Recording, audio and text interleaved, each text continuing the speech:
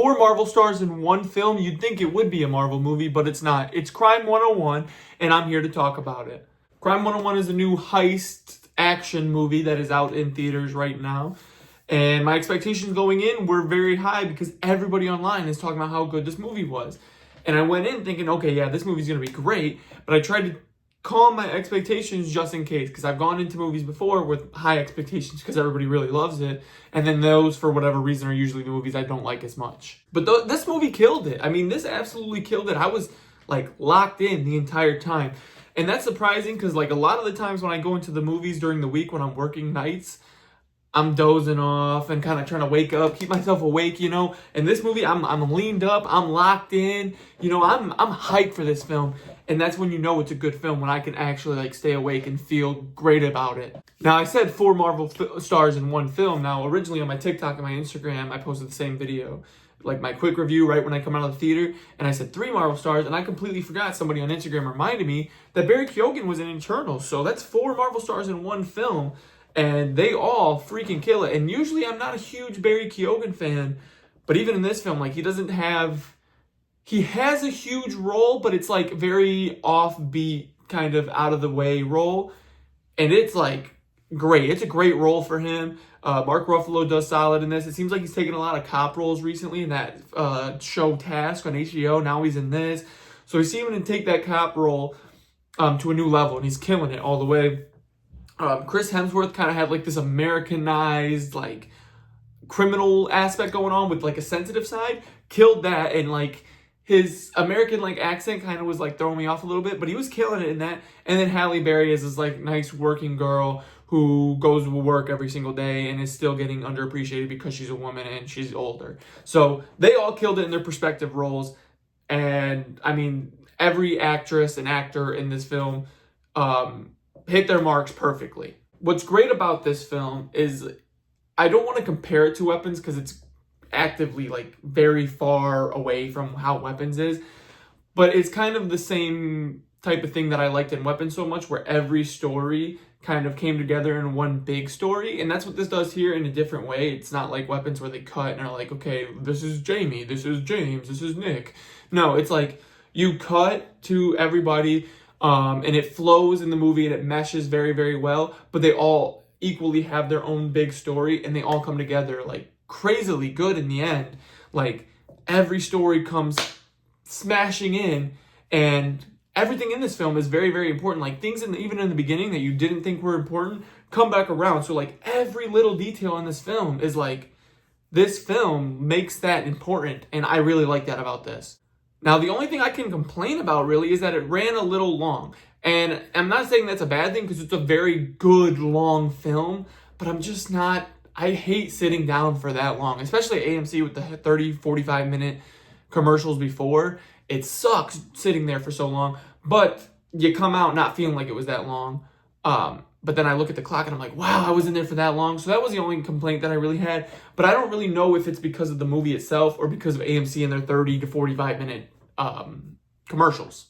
Now, as much as I want to say this will do better in theaters, and I think it's doing well in theaters right now already, as much as I want to say this will go crazy in theaters, which it is, I think this is going to be more of a streaming film because you got some of the older dads that want to watch this on Netflix or HBO or whatever, and that's kind of what this movie is for in a perfect way. Like, I'm 23 years old, and freaking, I don't know if I'm starting to get into my dad phase or not. I don't even have kids, but I'm like loving movies like this. Like, I come into these movies, the freaking Amateur from last year, I loved this movie. I freaking love, like, just like the dad shows and the dad movies. I'm starting to get in my dad era. I don't know what's going on, but this is going to do better for them for sure. Now, I want to talk about each breakdown of every character before I talk about my rating and why. I just love how everybody, like I was saying earlier, had their respective characters, and they were so different in their things. Like Chris Hemsworth, you're used to seeing him in high action films just like this, but more of like the main lead, which he is in this, but being this like tough guy, you know, I can take anyone on and this, that, and the other, and I'll, you know, kill anybody to do that. And that's not him in this film. Like, trust me, like this, he's weirdly, like, he's a criminal, like he's committing huge, you know, financial crimes and stuff like that, but he's like super sensitive about not wanting to kill people. He's very like in his feelings, and it works really freaking well for this character for some reason. Like him being so emotional, he did fantastic in this role. He killed it. And like him trying to live a normal life while also trying to be something that he didn't want to be. So now he's trying to get somewhere where he likes to be himself, and he does really well in this. Now with Mark Ruffalo's character, he's like this cop who knows he's right, but nobody's taking him seriously, nobody's appreciating him, and then like the only person who's standing by him eventually turns on him too. So he's like, you know what, screw this, I'll do it myself, and it works so well.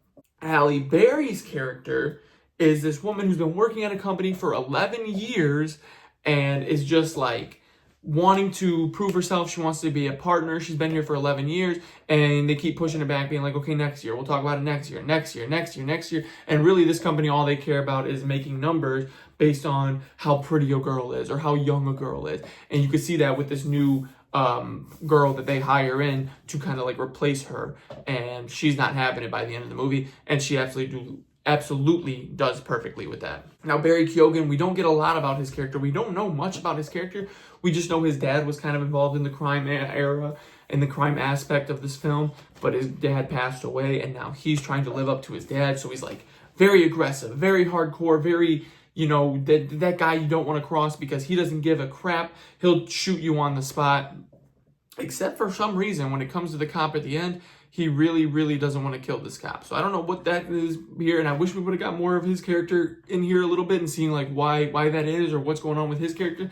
But he kills it as well. Like everybody in this film has their own perspectives and their own aspects on life and their life. And when they all mesh and come together in one big, you know, end scene, kind of like an end game type thing. It's funny that I'm saying that with a bunch of Marvel actors, but like kind of like a big endgame type thing, it works really, really well. Honestly, I don't see anything wrong with this, and this is going to be a hot take. I really don't want to give this film a full 5-star. I'm sitting in between a 4 and a 5. I might give it a 4.5, but this film, I really can't think of anything that's wrong with it. I really, really enjoyed this movie, so I might just have to give it a 5, but if I don't, it might have to be a 4.5. Like, this film is, if not flawless, damn near flawless. But yeah, guys, let me know if you guys seen this Crime 101 film, if you guys are enjoying it, if you're going to check it out when it comes to streaming or whatever. But let me know if you guys enjoyed this, because I seriously want to know. And make sure you check out all those links down below, especially that Letterboxd, because that is where I post my review videos, or my reviews, where I don't review them on YouTube because they're not newer, and it's something I haven't seen before. So go check that out on Letterboxd, and I'm going to see you in the next review video tomorrow when I go see GOAT. Peace.